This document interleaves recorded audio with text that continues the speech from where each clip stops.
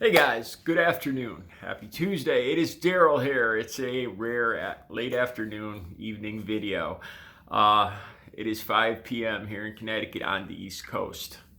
Okay, this is one of those touchy subjects that I find myself venturing into, and I think I'm drawn to these subjects that are taboo, that I don't know if I'm supposed to speak out about or not, but I'm gonna. Okay, Black Lives Matter. I see a lot of videos of, I'm going to talk about the ones that have black men talking. And a lot of videos with black men talking about how they think that Black Lives Matter movement is kind of bull.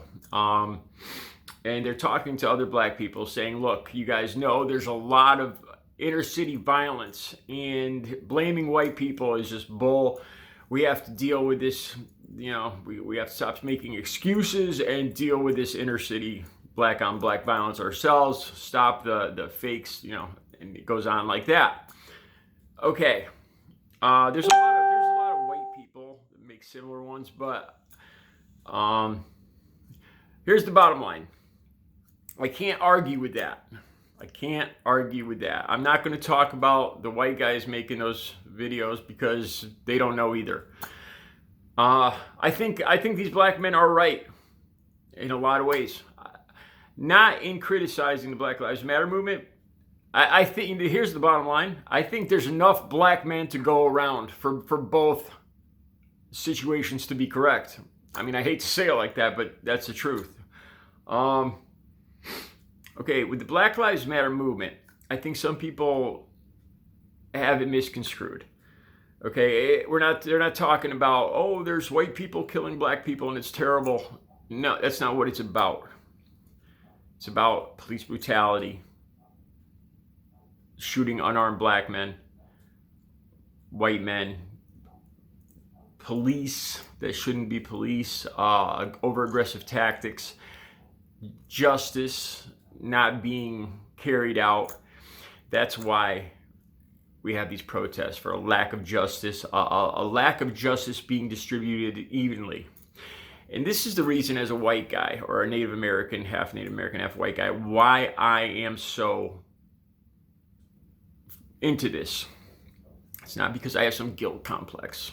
Oh, there was slavery 200 years ago and I feel guilty and that's not me. That's not my motivation.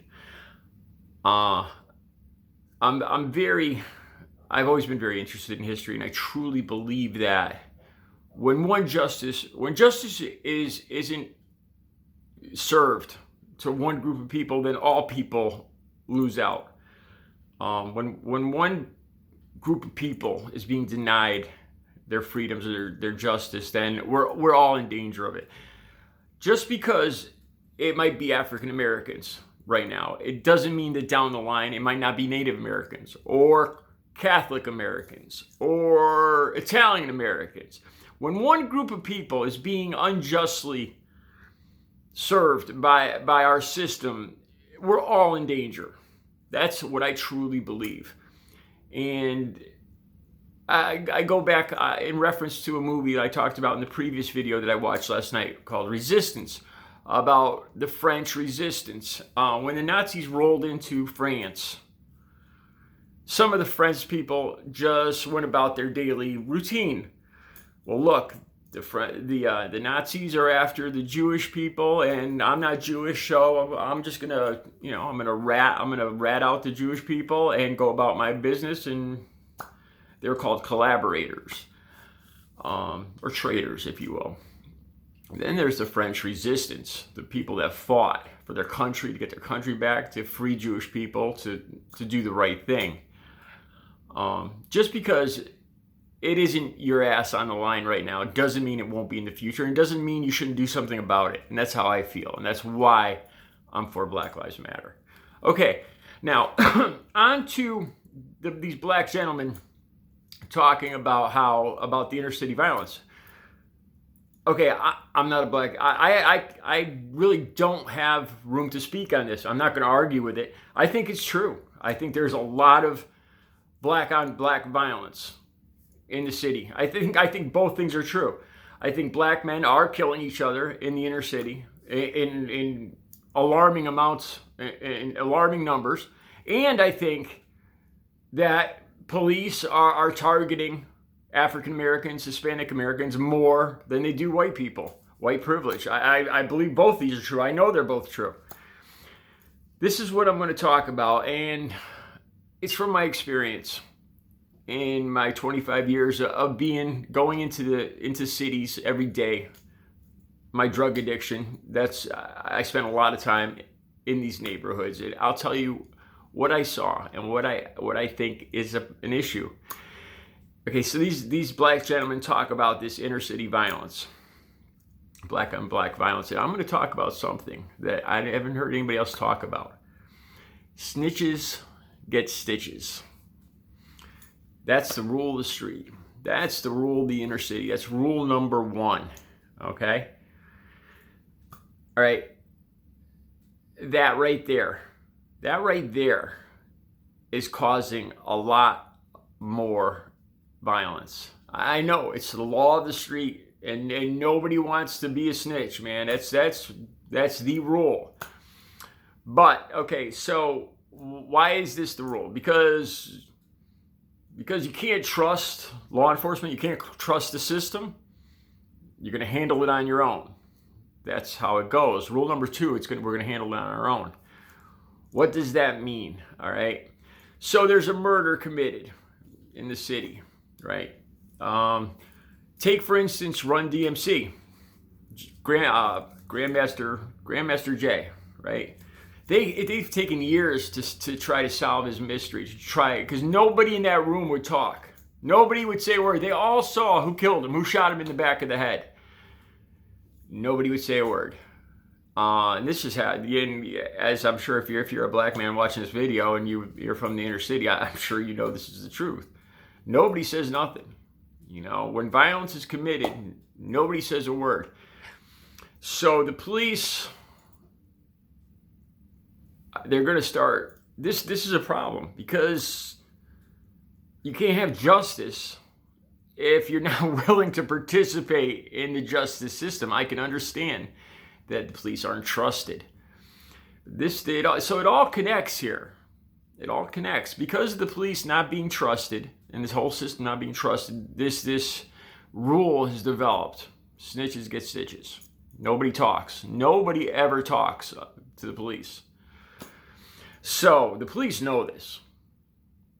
So they go to try to solve a case. Somebody's murdered, and they know what's going to happen. And therefore, these murders go unsolved. And the families cry out, where's the justice? Where's the justice? You know, my family member got killed 2 years ago, and there's not even a suspect. These police aren't doing their job.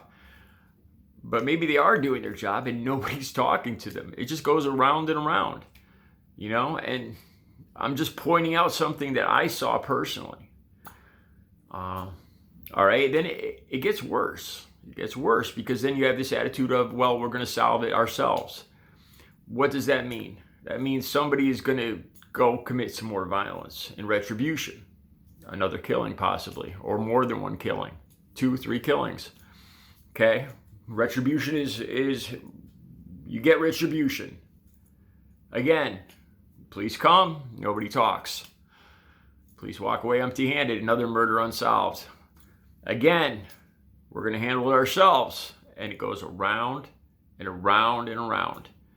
Justice not being served because this group of people no longer trusts law enforcement. They handle it themselves. And who knows if justice is being carried out or not. Who knows if the right people are paying the price with their lives. And we just have people killing each other. And justice really not being served. And we just have more bodies, one after the other, and no real form of justice, no communication with law enforcement, no participation in the justice system. That's a broken system right there. Do I have an answer? Well, obviously,